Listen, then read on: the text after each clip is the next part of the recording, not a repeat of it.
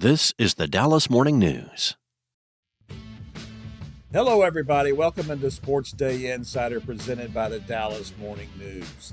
I am Kevin Sherrington, joined by my pals Evan Grant and Joe Hoyt. Joe is at the Combine, where he's getting ready to see what the Cowboys might be able to pick off and get some ideas about some things. They've already talked to Stephen Jones as we're taping this on Tuesday. And so I get some ideas about some things. So that'll be good. So Joe, you'll talk to Stephen Jones, and you kind of got some actually maybe more than anything, just confirmation of what the deal is going to be with George Pickens. So kind of explain that. Yeah, I think when it comes to George Pickens, there's something we already know, and then there's the unknown, right? And what we already know is that they're going to franchise tag him. That's something that Stephen Jones confirmed. They're going to finalize that in the next week or so. But I think what we didn't know is, okay, that's obviously a placeholder for something else. What happens after that? And I think that's where the unknown slips in. I don't think this is going to be an easy process. We've talked about that. And Stephen Jones kind of echoed that, like that he's not giving a timetable, that they're not going to, say, hey, we have to have George Pickens in camp or in the OTAs or mini camp. They're going to let this process kind of see itself out. We know that there's one deadline. They have, until July 15th or 17th to negotiate a long-term deal if he is on the franchise tag. And if not by then, he'll have to play on a one-year deal. But I think when it comes to George Pickens, there's just a little bit of, I think, indecisiveness about what his market actually for the Cowboys could be. I mean, this is a guy that thrived this past season in Dallas. I think there's belief that alongside CeeDee Lamb and Brian Schottenheimer, that this is someone that could thrive in the future as well, especially if given a little bit of leniency in certain things. And I think it's a marriage that could work, but you don't know in terms of how this would work from a 4-year deal perspective. So I'm curious to see what happens there. I think one thing I'll say is when it comes to talking with Stephen Jones, you can kind of tell a little bit when things won't be easy or if there's a topic that he's not exactly thrilled to talk about, especially when it comes to negotiations. We saw with Micah Parsons, and he got a little short yesterday in terms of answering questions about George Pickens, which kind of leads me to believe that this won't be easy, as many people might have hoped in terms of simply placing a franchise tag and then signing him to a long-term extension. Well, I got to tell you, Joe, I'm not sure it should be easy for Pickens because I have reservations about it, and I'm on record several times saying I think he's the most talented receiver the Cowboys have ever had. Not the best, but the most talented, just from sheer size, speed, body control, hands, route running. I think he does it all. But we saw what the situation was in Pittsburgh. And we saw after such a tremendous start where he had a couple of games where he just kind of like fizzed out. And I don't know. He's playing for a contract last year. And so obviously he's going to play well. I'd be nervous about giving him a long-term deal about what's he going to do after he gets it. So I think there are concerns on the flip side of that is that, maybe it's just, minor stuff and maybe it's just a little goofy and that's all it is. And if that's all it is, then okay, then maybe you put up with all that to get the ability. And he certainly seems to like playing with CeeDee Lamb and Dak Prescott. And so it doesn't look like it'd be an issue where he has to be, 1A, right? So there are concerns about all of this. And I think the beauty of the franchise tag is that you get another year to look at him, right? See how it all goes. Of course, the bad part of that is how does he react to getting the franchise tag? Yeah, he won't be. When I asked him about that at the Super Bowl, he's like, "Well, I've never been franchise tagged before, so I don't know how I'm going to react." But I think we know how he will react in terms of no player is happy to be on the franchise tag. And I think here's to your point, Kevin, about like maybe the Cowboys need a little bit more time. They do have some leverage in this, right? In terms of they could franchise tag him multiple times if they really wanted to. If they could at least hold that over his head a little bit and said, hey, we'll give you $28 million this year. And again, if you play really well and, we could even franchise tag you again next year for, a higher fee, but that might be worth it on a one-year deal. And I think the Cowboys also need to decide do they want to be a team that builds with two $30+ million receivers? And we saw it with Cincinnati. That didn't work. We're going to talk about the defense. They have so many holes to fill there. They have to allocate resources. Is it in the best interest of the current and the future to build around two star receivers? I think there's belief with the Cowboys that it is with these two specifically. But I do think that that's at least a question worth examining, maybe for another year. I All right, think you Evan, what do you both think about already that? answered the situation with your answers, right? I mean, Kevin, you've said multiple times that you've been impressed by George Pickens' ability and talent, but that you continue to have questions and you continue to have questions. And we have questions about how he'll handle the franchise tag. And those are all questions that suggest to me the answer is right in front of you that no, this is not a guy that you're going to build around long term. This is a guy that you get as much as you possibly can out of for as long as you can, but you're not going to build around this guy long term. You have too many questions in your mind. Yeah.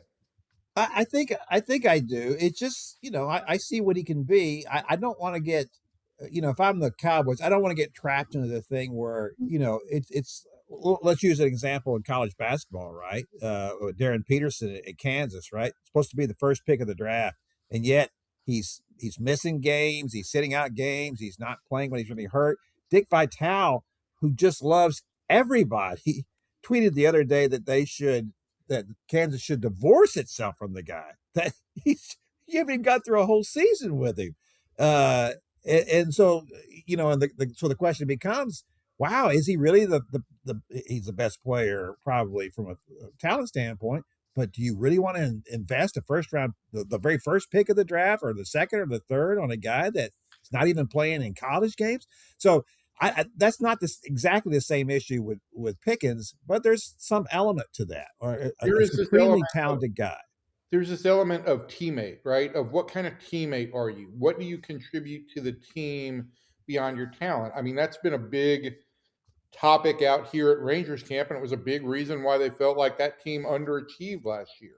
And I think, Joe, we look back at 30 years of the Cowboys, and we haven't seen a team that's functioned really well as a team. It's not, there have been years in and out, but I do think that this is becoming much more of an in vogue evaluation tool is how does this guy fit into the teamwork? These are team sports, and the team fabric is important. Yeah, and I think it's a really good question, Evan, because I think it's easy to say like, oh, it works in Dallas with him, right? Because hey, they give him a little bit of leniency. Him and CeeDee Lamb are best friends. Dak Prescott, loves him, and especially in terms of what he can do in terms of climbing the ladder and making plays. But like in reality, we don't know how things work with teammates until things are done. Frankly, I think with Micah Parsons, there was a little bit of inklings of maybe he wasn't in the best of relationships with everyone, and then once he gets traded, it's like, oh yeah, no, he wasn't the best teammate, and it's like, well, how much of that is true, how much of that is in hindsight. I think one thing with Pickens is him and CeeDee Lamb have such a strong relationship, and I think that there is an element of amongst the team of, hey, George is just going to be George. He's a little quirky. He's a little weird. He's misunderstood from an external level. He's just going to be George. I think there's acceptance there amongst teammates. The question is, how long does George being George last in terms of that element? I wouldn't be surprised, to see this just kind of extend out and get a little contentious or messy in terms of the negotiation, because it's not an easy negotiation when it's all said and done. Yeah, no question about that. All right, that's enough talking about George. Let's move on here. So they signed Javonte Williams, which I got to tell you, I'm a little shocked by the contract. 3 years, $24 million, $8 million a year. There's a lot of running backs making more than that. I think like 14 are making more than that. So how are they able to do such a team-friendly deal with Javonte Williams? Javonte, I think, is someone that also understood the value of being here in Dallas. There's power to the idea of someone believing in you, and that's what the Cowboys showed last season. They circled Javonte Williams early on in the process as a guy they wanted to target. He was a priority last season. We've talked about this before. They don't sign free agents on the first day of free agency. They don't do that. They did that with Javonte Williams. This is someone that Clayton Adams believed in the right system could thrive. And he thought his system was the right system, him and Brian Schottenheimer. And we saw it last season. Honestly, the only concern about Javonte Williams last season was the workload, and maybe a little bit of tread on the tires at the end, slowing him down. But I think that's also, in fact, or to the idea that they just didn't have a second running back last year. They didn't have someone to spell him. They had to use him. And I think even the fact that he held up as well as he did, being the only option, once Miles Sanders was out for the season, once Jaden Blue kind of proved that he wasn't, everything that they hoped. I mean, and even Malik Davis gave them something at the end of the year, but by that point, I think the tread was kind of already, implied on Javonte Williams. So I think that they showed him everything, or he showed them everything that, they wanted to see, and vice versa. I think the only thing with Javonte Williams now is, especially when you consider the money that he got, to your point, you have room if you wanted to go get a second running back. If you don't think Jaden Blue or Malik Davis kind of gives you the total balance that you're hoping for, they don't necessarily need it. I wouldn't consider it a need. They think offensively they're good now. That's something we'll talk about. They're going to devote all their resources, I think, or most of their resources, to the defensive side of the ball.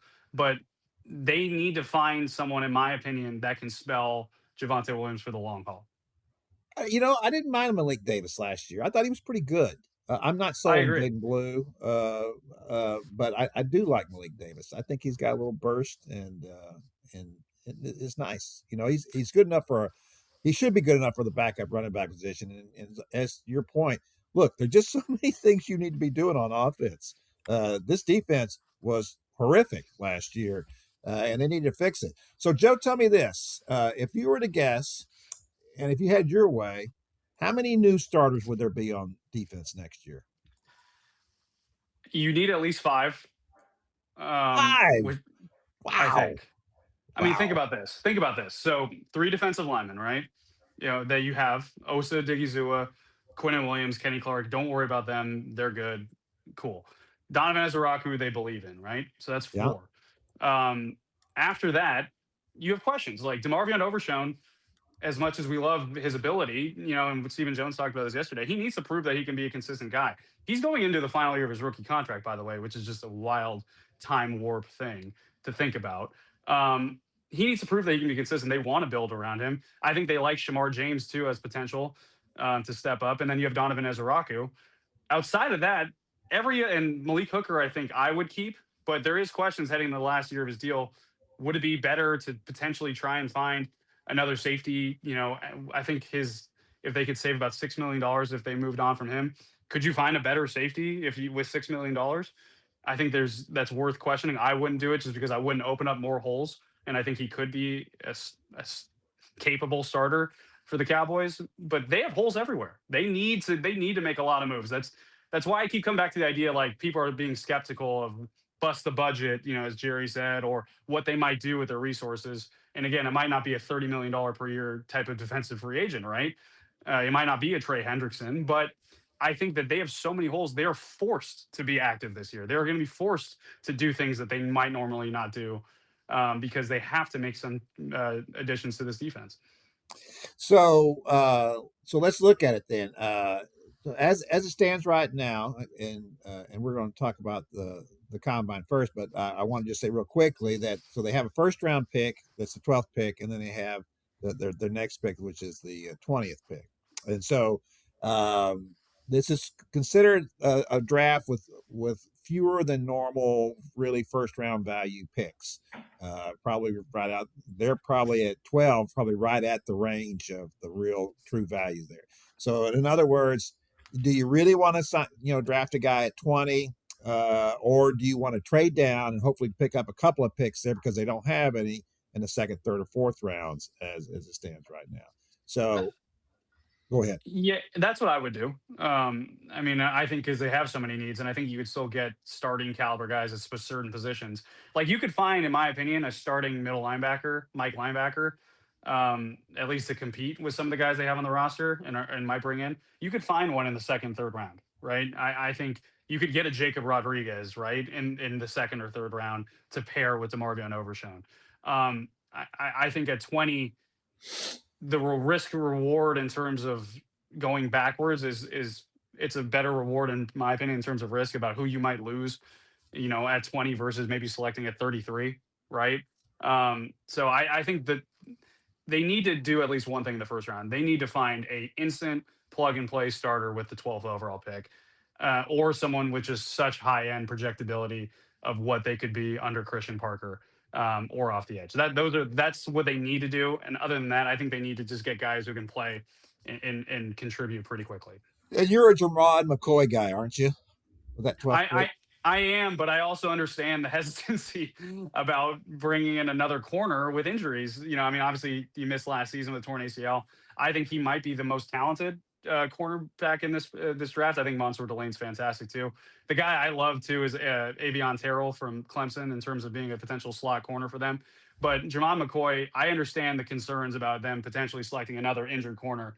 Especially after they have Savone Revel. We talked with Stephen Jones yesterday. I asked him, you need to find another project for Christian Parker, right? He had Pat Surtain, he had Quinyon Mitchell, he had Cooper DeJean. What's his project going to be in Dallas? And he was pretty adamant about the fact that Savone Revel could be that for Christian Parker, someone that Christian Parker was already excited about too. I think they need to get another one as well. Oh, they need another one. There's no question about that. I got to tell you, Joe, I'm one of those people. It's like this 12th pick to me has to be just lock solid. It has to be a guy who's going to come in and play right away. That's why I've kind of on the fence of a guy like a Sonny Styles or a Caleb Downs, either one of the Ohio State guys. If one of those two guys is available at 12, I'm taking him. I mean, I look at those guys as these are no-brainer guys who are great players, great leaders, guys who are going to come in and going to help turn around your defense. What do you think? Yeah, no, which is why, I mean, to be honest with you personally, and again, I've just talked about how they needed. I would trade back, also consider that at 20 for, resources and stuff like that. So this might seem a little bit counterintuitive. I think Caleb Downs is so good that I would also consider moving up from 12 to go get him. Like, in terms of someone who you can guarantee would be, someone who could play and be a starter for you for a long time. I think that's just. I think you need to answer that question. And in my opinion, Caleb Downs has no concerns. Yeah, so. No concerns. Absolutely. He's been compared to Derwin James, who when healthy has been one of the best safeties in the last 15 or 20 years. I don't know if he's exactly that. He's a lot smaller than Derwin James, but kind of has to impact the game the way that James has when he's healthy. So. Yeah, the other thing about Caleb, I'll just say this really quickly. Finding a Jordan Lewis replacement is something they need to do this offseason too, right? But also with Caleb Downs, it's someone you could have be multiple roles, right? This is a guy that could play, nickel. He could play safety. He could rush off the edge and be a blitzing safety, just like we saw Devin Witherspoon for the Seahawks in the Super Bowl. This is someone I think that Christian Parker would be over the moon to get as a versatile chess piece and a system that wants to be multiple. Absolutely. All right, so give us some thoughts now about the combine, what you're going to be looking for out there. Yeah, I'm looking for, well, one, we're going to kind of try and see a little bit of just what they do from a free agent perspective and maybe see if we can get inklings on where they want to go with certain moves. I think that they're going to allocate a lot of resources defensively and especially in free agency. Maybe it's another quantity over quality thing, or maybe it's a hybrid. We'll see. And then it's from a player perspective. I'm really curious about Jamad McCoy's medicals. If you're going to draft him at 12, that's someone that can't have the Savone Revel situation, in my opinion, where you have to wait till week 8 or 10 to get him on the field. You need him playing immediately, which, we'll see if that's the case. And I'm really curious to see a little bit more about a guy like Dylan Thieneman. Could you take him at 20 if you don't get Caleb Downs at 12? Is that something you could justify? I think there's possibility for that. So we'll see kind of where that goes. I think just keep an eye, Cowboys fans, on defensive prospects. Keep an eye on linebackers, keep an eye on corners, keep an eye on safeties. Keep an eye potentially on edge rushers. Jadeveon Clowney, I asked Stephen Jones if that's someone that they might want to let hit the market because Jerry Jones has been kind of over the moon. Dak Prescott over the moon about him. I think that's someone they might let hit the market to see what his value is going to be in terms of what his potential fit is with them moving forward. So, I don't think one of the premier edge rushers will be there at 12, but you never know. Yeah, I don't see that at 12 either. Those go fast. People recognize how valuable they are. Pretty much ever since Micah, he made such an impact when he was drafted at 12 that if he had to do that draft over again, he'd be the number 1 pick. So I don't see that kind of disruptor happening there, but we'll see. All right, Joe, that's going to do it for us. We appreciate you coming on with us. It's always good to talk to you. We'll have you back on, talk more about all this, of course, as we get along here, and maybe we can shake you off at your McCoy with the 12th pick. I like him. I know you like it. He is supposed to be really talented, and you can't ever just say just because stuff has happened before. I'm not ever going to do that again. You're making a mistake if you do that, but it's certainly something to be a concept. So there goes Joe. Hi guys. Bye, Joe. All right. Well, the Olympics wrapped up over the weekend. Evan, did you watch any of the Olympics? I did. I watched. I did watch the third period of the gold medal hockey game with great interest. Interesting story. Goes to overtime. We were still in the Rangers clubhouse at that point in time, and the baseball assistance team, which is an important charity function that works with baseball players, was supposed to hold their annual spring meeting. So what the Rangers did was they moved that meeting up and had the bat team come in the small window between the end of the third period and the start of overtime, so that the players could then get back to watching the game. We were ushered out of the room. We were watching on a different TV outside of the clubhouse, but we could hear the players in the clubhouse. Their feed was about 3 seconds ahead of ours, so we heard these cheers just before the goal actually happened. So it was very cool. I flashed back to watching 1980 as a kid. All of that was great, and it was a great moment for USA Hockey. Yeah, well, it was a big week. It was a big Olympics for the U.S. finishing with 12 gold medals, which is a record. 10 was the previous winter record for the U.S. That was in Salt Lake City, which is understandable on your home ice, so to speak. We will mention that 8 of those gold medals were won by the women. Yes, we will mention that. The women's team. There was a little controversy about all that in the flap. It was interesting to see the FBI director in there chugging beers with the winning men's team. I don't know what it has to do with national security for him to be over there chugging beers, but what the heck? I don't want to. I'm not going to get into politics. I just will say this: that having been around some clubhouse celebrations and the general etiquette of clubhouse celebrations is that's for the players and for members of the organization. And if you're invited in there, it's to be a bystander, not to be part of the celebration. So whatever your take is on whatever the position was, it's just for me, it was just as a guy who's in clubhouses, it was just an insult to the whole idea of this is not how you're supposed to participate in a clubhouse celebration.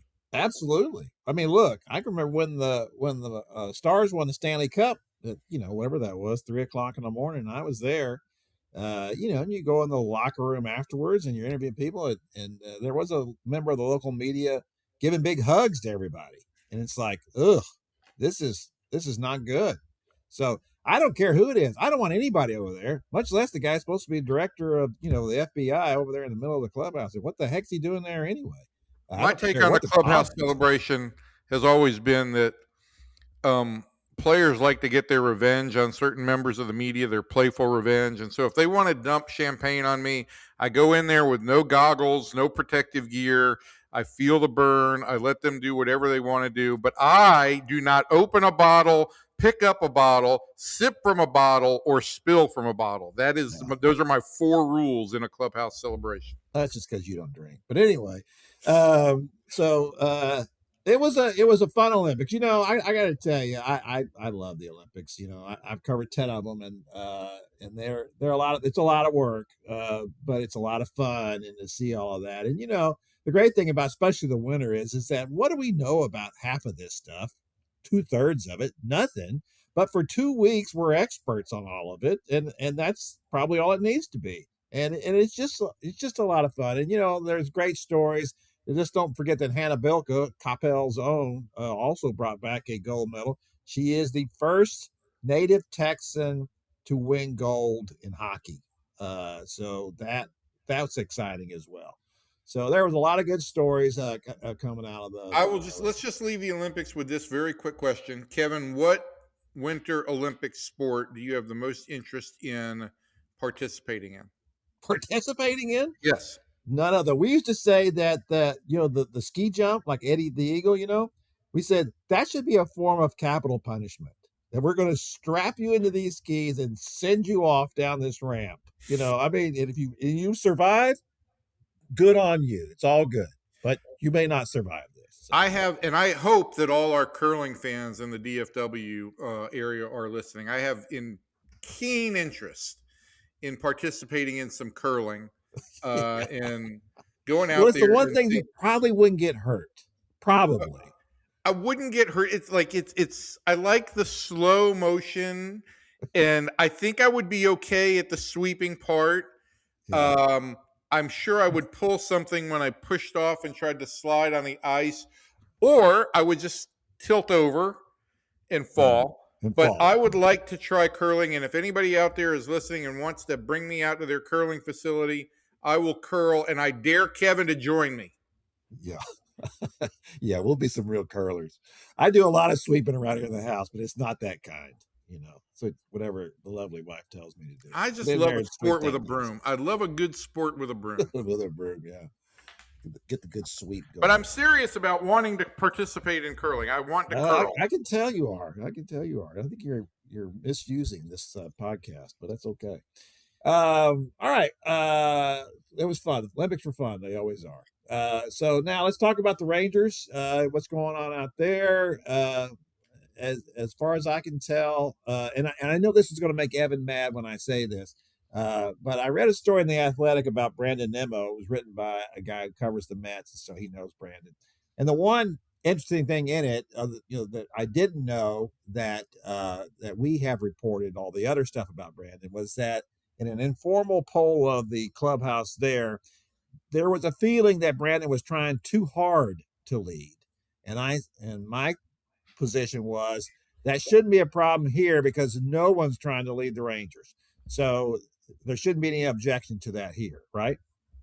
Yeah, I mean, listen, he's an energetic guy, and I can see how that would over the course of 8 years might wear on a couple of guys.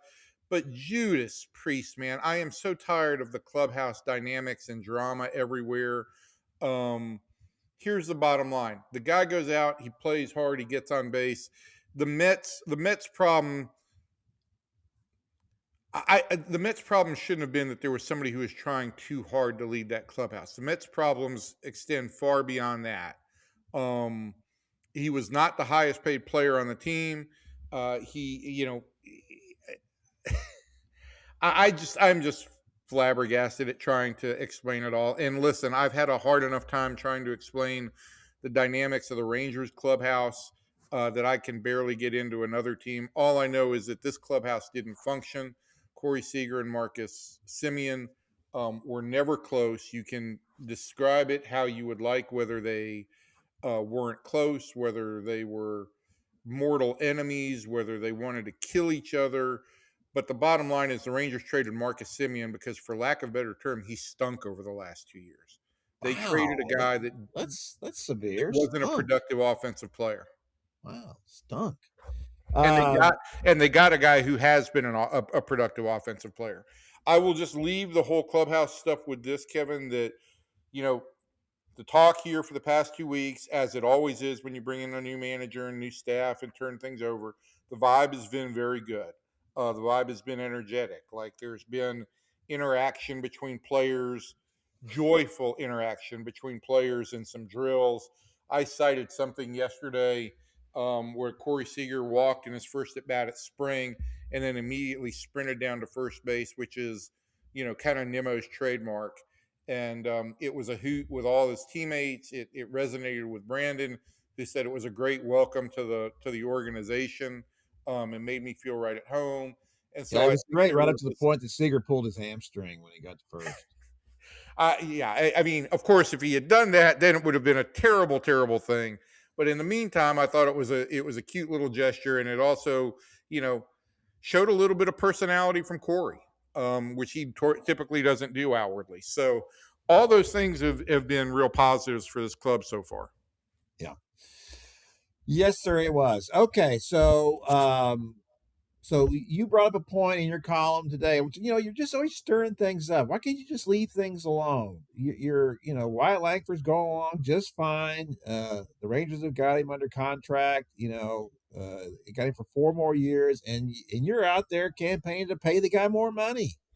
Why can't you just let Ray Davis hold on to his money so he can give it to his kids or something else and not have to give it to people like Wyatt Langford? This is rich coming from the guy who writes 3 times a week about how he'd spend money if he was X team's owner. Yeah. I know you're poking fun. I think that it's a complicated dynamic, but I do think that the Rangers need to approach this situation again. They didn't after the 24 season, or after the 25. They haven't over this past winter. They did after the 24 season. It didn't really go anywhere. I don't think they got a whole lot of feedback from Wyatt's side on exactly what it would take. But there's any number of indicators that suggest if there's a deal to be made, now is the time to do it, because if he goes off this year, if he does really take the next step forward and moves to being an 800 plus OPS guy, the contract value is only going to soar more. And the comps that I had pointed out, the Julio Rodriguez comp, which was a $200 million contract, and the Corbin Carroll comp, which was a $135 million contract, both of those contracts were signed when a player had less than a year's service time. Wyatt already has 2 years service time. So on the back end of that contract, there's going to be 2 years of free agent type money. So you're going to have to add 2+ years of $25 to $30 million, as opposed to the 2 years early in the contract that would be, in the $3 to $5 million range. So I think it gets more expensive there. I also think that we're in a situation heading into the next CBA, and I'm really interested in writing something maybe about, looking at all the elements of the CBA, but we're in uncharted territory there, because this group of owners seems to be dependent or insistent that they're going to get a salary cap, and that's always a non-starter with the players. But I think the only way that you get the players to listen is if you start to talk about, well, we'll give you free agency after 5 years instead of 6. I also think that the owners are going to say, but if we do that, then we're also going to maybe want to limit how long of a contract a free agent can sign to 5 or 6 years. And both those things could impact the Rangers situation and Wyatt's situation. If they could potentially lose him after 5 years, then they don't have him for the next 4 years. They've got him this year, 27, whatever gets played out of that, and 28. If Wyatt wants a 12-year deal or a 10-year deal, maybe it makes sense to do that now, because those may go the way of the dodo bird after the next round of CBA. Yeah, I don't think Ray Davis is doing anything before all this labor stuff is resolved. I think he's going to look at it. He just strikes me as the kind of guy who's going to say, I don't know what all this is going to entail. I don't know about anything. And I'm just going to wait and see how it all falls out, which, because if you're talking about a long-term deal, and if you're talking about a lot of money, if you're talking about $200 million, well, then, okay, I can understand his hesitancy, even though I do think that Wyatt Langford is a good risk on all of this. I think what you like about him is, first of all, he is a little bit on the Mike Trout model. He is not Mike Trout, but he is a little bit on that model. He's a big guy who plays hard, great skill, a leader, grinder, all those things, wants to get better. I don't think you're risking very much on him. So from that standpoint, I see that it's all good. And I certainly see your point that, you're better off investing that money now, because the price is just going to go way up if he has a big year this year. So that's what they should do. I just don't think that Ray Davis is going to do it. And listen, you may be right there, but I think it behooves them to at least revisit that. Absolutely. Listen, you got to be. if nothing else in sports and in building rosters, you got to consider everything, every possible thing. Nothing should be off the table. When you hear stuff like, "Oh no, this person's an untouchable," no, nobody should be untouchable. Any possibility should always be considered with all players. And I would want the rest of whatever sport I was in to know that listen, you could go to this guy, and if you make him the right proposition, maybe he will at least consider it and maybe even do it. So, but I do think that Wyatt Langford is one of the guys that you have to hold on to. So let's also talk about the young guys, and then it's spring, and it doesn't mean a whole lot, but at least it's encouraging that Josh Jung is hitting the ball hard, right? Yeah, look, if there's anything for me to take out of the first week of games on the position player side in particular, it's that Josh has played twice. He's had 4 at bats. He's put the ball in play all 4 at bats, and he's averaging 102.5 miles an hour off the bat. He's making solid contact. And look, Kevin, the one thing that stood out during the couple of days of live batting practice, when really pitchers that's all about pitchers, and a lot of hitters just go up there and track pitches. They don't even swing, or if they do, it's very, very rarely.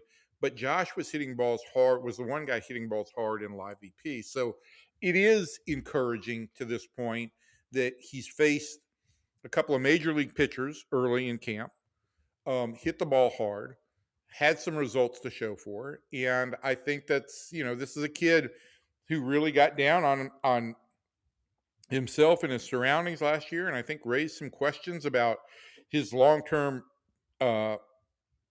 place in the organization. And so, that to me is the most encouraging element that I've seen so far here. So a couple of things here. First of all, is he pulling the ball opposite way? What on the four hits? Well, the two hits he had the other day. One was a single the opposite way. I believe that was a 1-2 pitch. So he shortened up to do what he needed to do. And then I think the double was more of a pull job. And he smoked that ball. It was 109 miles an hour off the bat. So and up and in, he's swinging any of that? I don't know that I've broken, he's seen 15, 20 pitches in games. I don't know that I've broken down exactly where the pitch locations have been. But listen, that pitch that he went with to right field, right center, certainly was away from him. Was it? Okay. Well, the up and in has been the thing that's the killer. He just wails away at that. The up and in is the thing that kills him physically too, because it's where he's gotten his wrist broken. It's just a mystery to me. If I gotten hit on the wrist, I'm not swinging that pitch anymore. It all comes down to like what your trigger mechanism is and when you start that. But yeah, I think that's also been talked about is how can we get him to is there a way to get him to a point where he's not opening up so early that would expose his wrist? Yeah. So let me ask you this. Have you talked to him after these couple of games? I've talked to him, a couple of times this spring, just about in general. I just think he's in a good headspace. Yeah, so I was going to ask you about, because frankly, I wasn't crazy about the way Josh handled all that stuff. I wasn't so sure. I think he is down on himself, and sometimes when you're down on yourself, you lash out at other people to try to make up for it. Did you feel like that Josh was it more a question of him being down on himself, or was he down on just the Rangers and what they were doing with him and sending him down and benching him and all the rest of that kind of thing? Did he feel like that was not helpful? Kevin, it's hard enough for these guys to sometimes put together complete sentences. You're asking me to get wow, that's a shot. First of all, you said Marcus Semien is stunk. Then you say these guys can't talk. I mean, what's happened to you out there?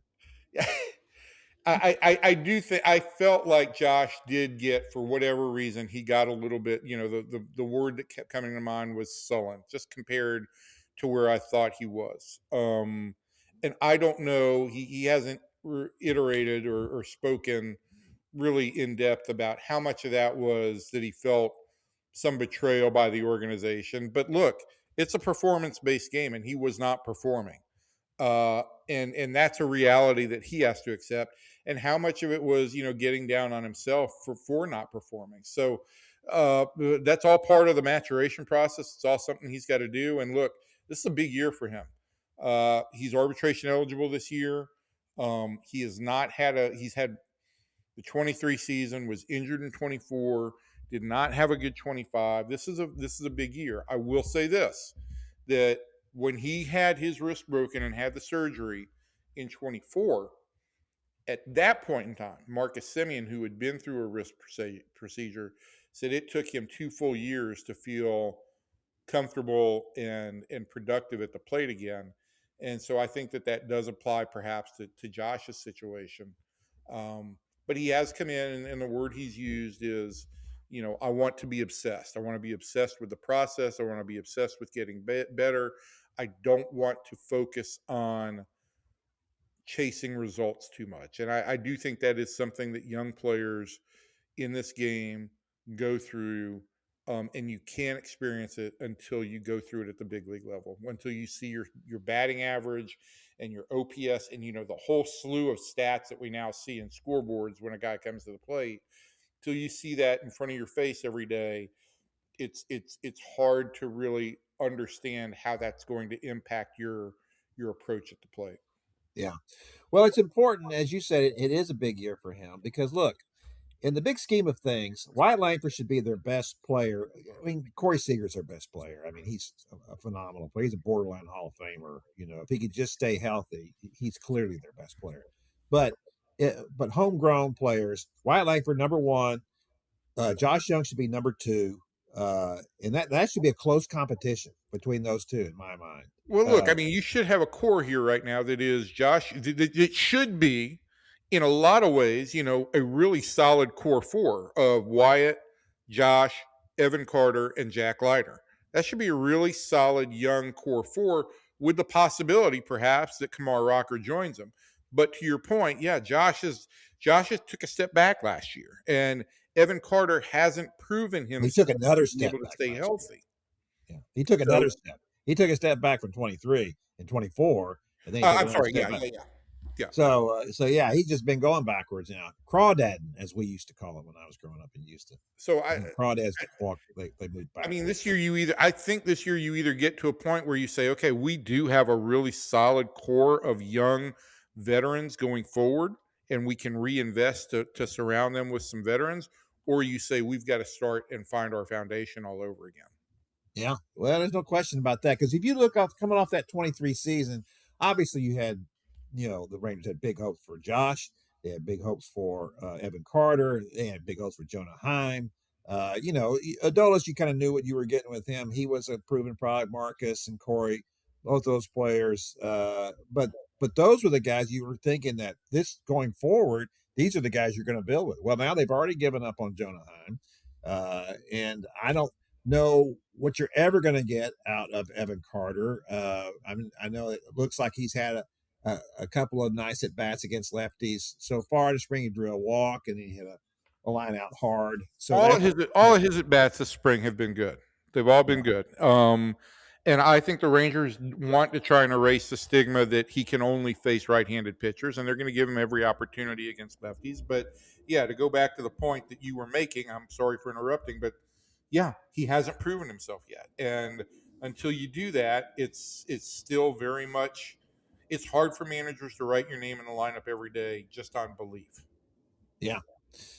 Yeah.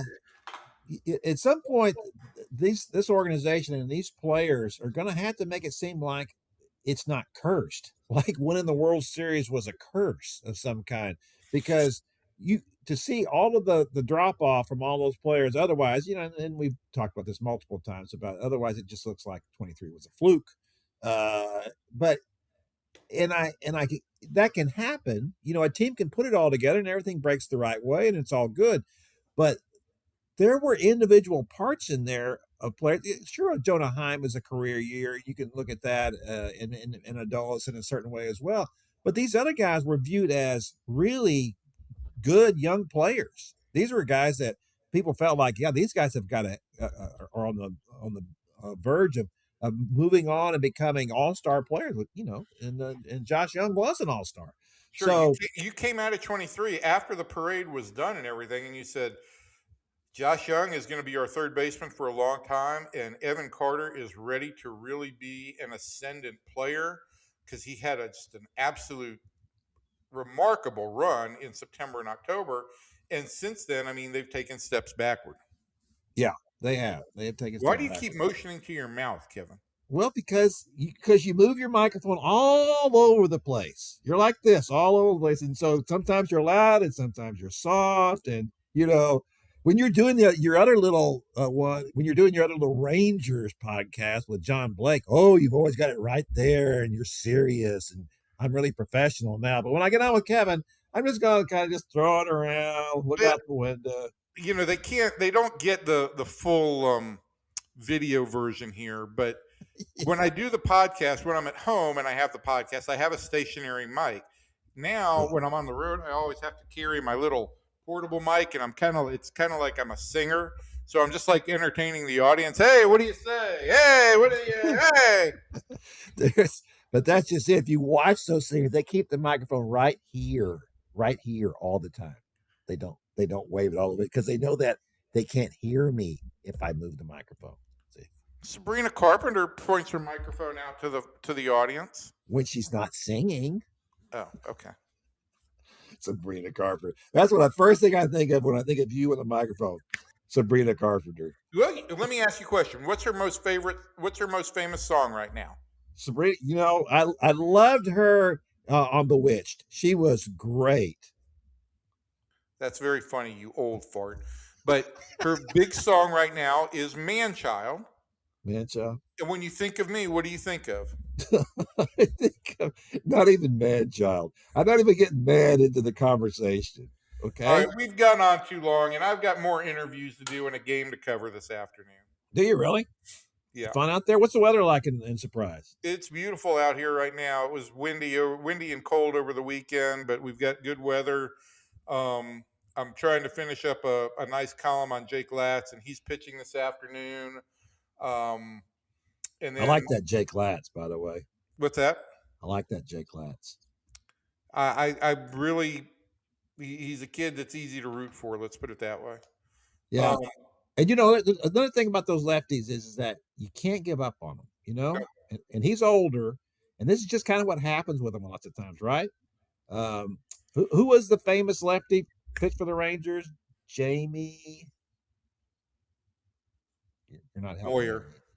Jamie Moyer. Thank you. Jamie Moyer was a case in point. Had late success and then pitched a long time in the big leagues. Was a very nice pitcher. But no, I mean, and look, this column kind of gets into the very circuitous road that Jake has taken to be in this position. And even though he's positioned himself to win a starting job, it's still not in his hands to win it. No matter how well he performs, he may not end up with the job if Kumar Rocker performs well. And that's partly a testament to how valuable Jake is. I'll leave this podcast with one stat. I looked this up yesterday. Jake had a sub-3 ERA last year, pitched over 50 innings. He had a quality start and a save. You know how many major league pitchers reached all four of those benchmarks last year? 0. Jake Latz. That was it. Jake Latz. Wow. How about that? So he is valuable in multiple roles for the Rangers, and I get that. What's his contract situation? He's pre-arb eligible. Why don't you make a big campaign for him to get a big contract? Kevin, I can't wait till next week when we're both out here. It'll be great. It's going to be fun. They're going to know we're there, aren't they? Oh, my gosh. Yes, they will. We'll have lots of hijinks. I'm bringing champagne to the clubhouse, and I'm just going to pop it right in there in the middle of the clubhouse and pour that over your head. And the players will love that. Yeah, they love it. They love it. All right. They will love it. All right. That's going to do it for our podcast this week. We hope you enjoyed it. I can't imagine why you did, but we hope you enjoyed it. And we will be back next week, and we'll talk about more stuff. And then we'll be very close to coming back. So that'll be fun. So from everybody in here to everybody out there, thanks, and we'll see you next time.